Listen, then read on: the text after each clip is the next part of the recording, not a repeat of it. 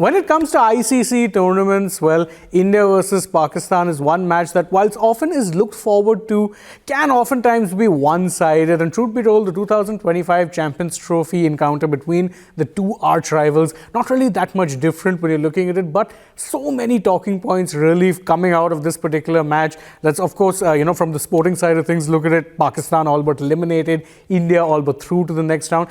But to get me through this entire conversation, I am being joined right now by Ashwin, and we'll get through this entire conversation, a lot of talking points.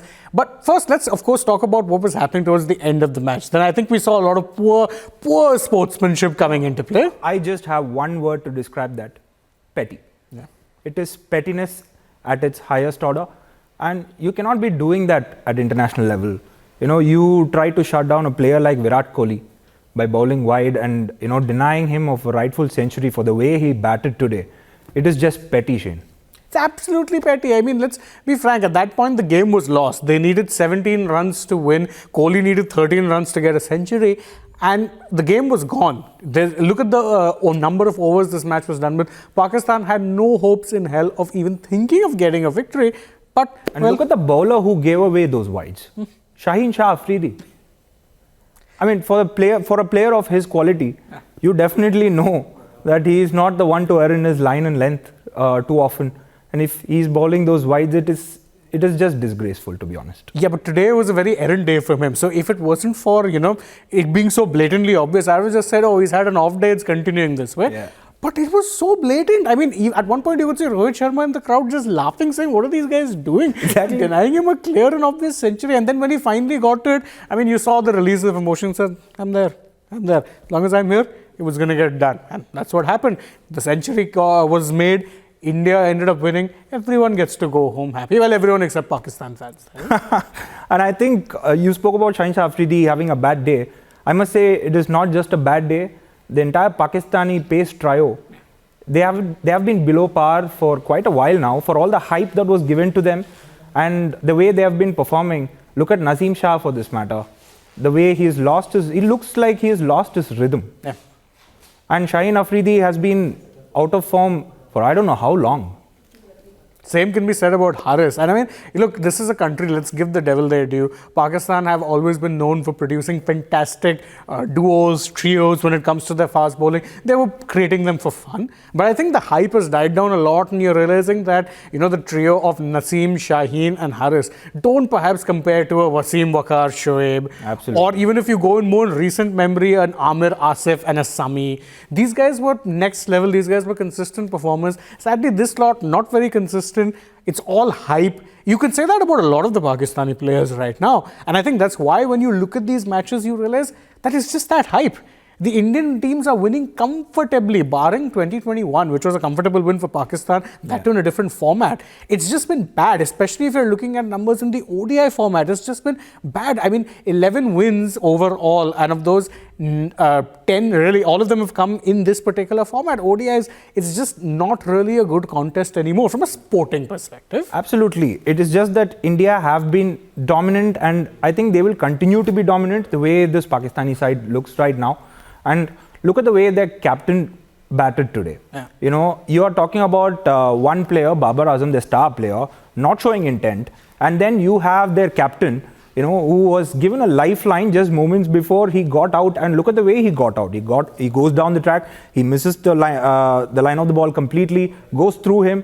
And you cannot be applying yourself like that in a game of this magnitude, especially when, you'll have to give credit where it's due.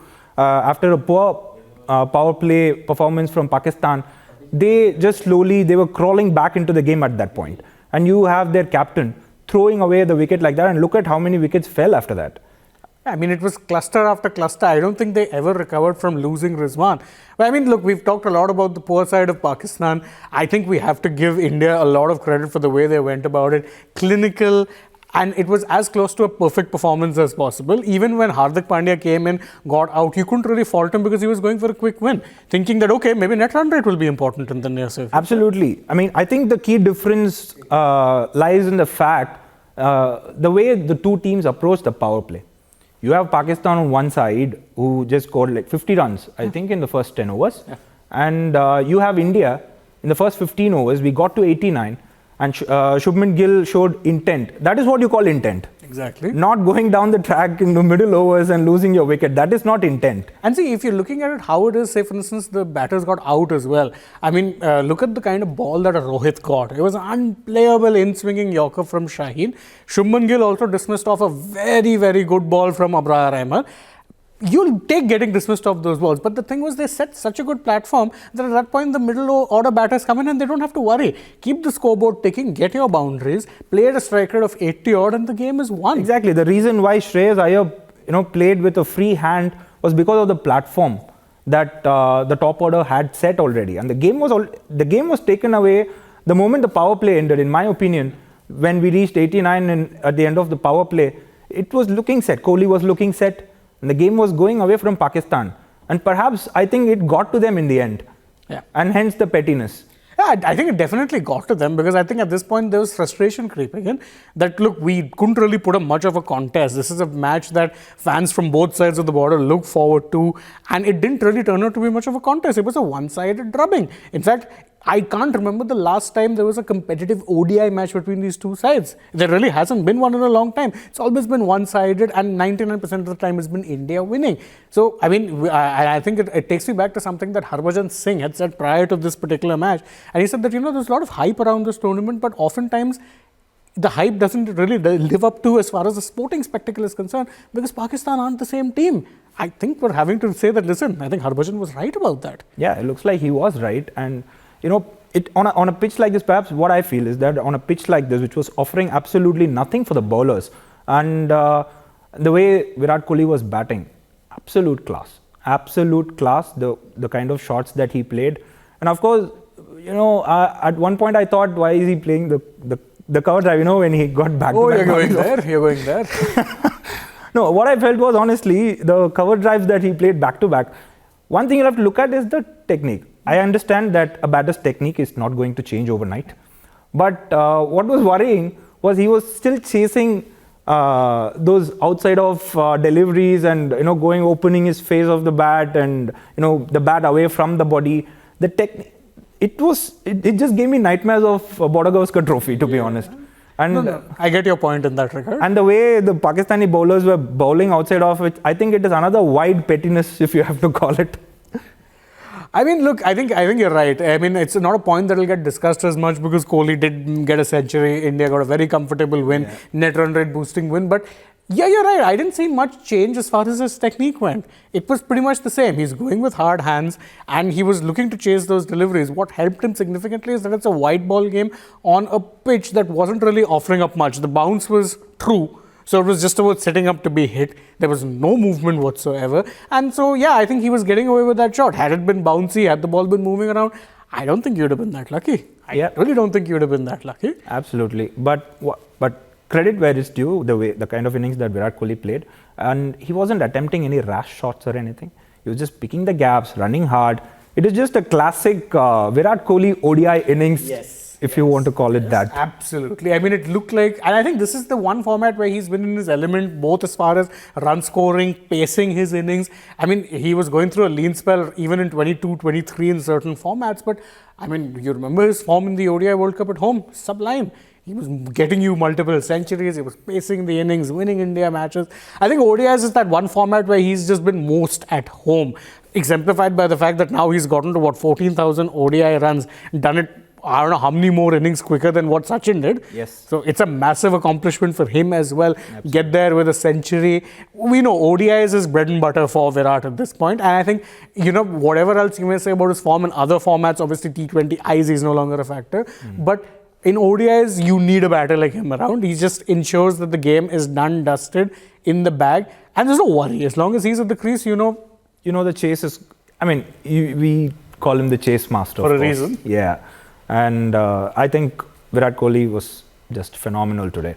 And I would also like to touch upon the bowling. I think every time Virat Kohli scores a century, I think the bowling performance goes under the radar. Yeah. It just doesn't come to the fore. The way our spinners bowled today, especially the way Kuldeep Yadav was trying to set up Mohammad Rizwan, forcing him to, tempting him into playing his favorite sweep and the back foot pull shot and all that. I think the bowlers deserve credit as well. No, 100%. I mean, you look at the pitch in the first innings, and there were times when the batters looked comfortable. There were times when the bowlers were struggling a bit. But then I think the way the Indian bowlers bowled, the kind of discipline they kept, the kind of consistency, made it very hard for the Pakistani batters to kind of do their thing. And then when it reached a point when they had to cut loose, it was basically like playing a mini T20 game, because they were in the death over side of things. They knew it was now or never, so you have to go for it. The risk with that sort of an approach means that you can lose your wicket, and that's exactly what happened with Rizwan. Even besides that, I mean, look, Shami struggled a bit today, both with his fitness as well as with his rhythm. Same with Harshad Rana. But India, one thing which I really like is that they've got multiple players who can step up. Hardik Pandya stepped up. His, knock with the ball or the way he was playing will go a bit under the radar, but he got those early breakthroughs. He got rid of Babar, who was looking very dangerous. Yeah. So I think he's also done well there. Akshar was once again very, very good. Kuldeep, of course, was getting hit early on, but then came back with a vengeance afterwards. So yeah, I think this Indian team, much as the batting will get the plaudits, the bowling deserves a lot of credit as well. I think the character of this Indian side, apart from the lean patches that we do tend to have sometimes, but the core character of the team is that players tend to step up. You know, especially in ICC tournaments, we can go back to the 2023 World Cup and the T20 World Cup that we won. It was solely due to the fact that in every game or the other, you have one champion player stepping up. And one champion player stepping up a game, and you have a totally different player playing different level of cricket throughout the tournament as well, like we had Shami in the 2023 ODI World Cup. Yeah. I mean, truth be told, I mean, you're looking at these champion performances and we're analysing all of this. You know what's the one big regret I have? We have 1 week to wait now for the next India game. What is up with the scheduling? 1 whole week? I mean, I understand you want to keep India games on a weekend, but 1 week? Really? 1 week, and momentum is king in such tournaments. You'd want that winning momentum to carry it on, play in maybe another 3-4 days. We're not going to have that chance. On the flip side, we can look at it as another blockbuster Sunday waiting to happen. Yes, the way we have beaten Bangladesh and battered Pakistan, if I have to use that word. Absolutely. So that is our analysis or our take on this match. As I said, a lot of talking points from this particular game. You can let us know in the comments what you guys think. If you agree, disagree, share your thoughts, share your celebrations, and stay tuned to Republic World and Republic Sport Fit for more such updates from the world of sport. Thank you.